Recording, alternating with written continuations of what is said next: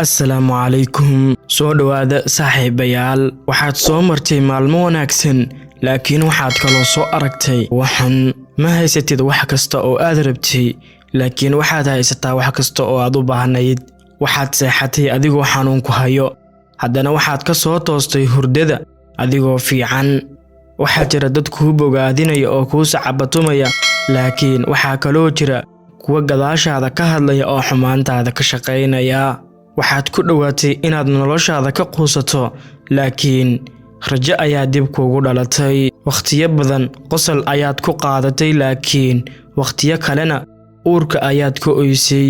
indhahaagana ilmo ayaa ka qubanaysay waxaa jira maalmo wacan oo aad dareentay jacayl saa'id ah laakiin waxaa kuugu xigay maalmo nacayb ay ka buuxsameen waad kuftay oo guul daraysatay wax badan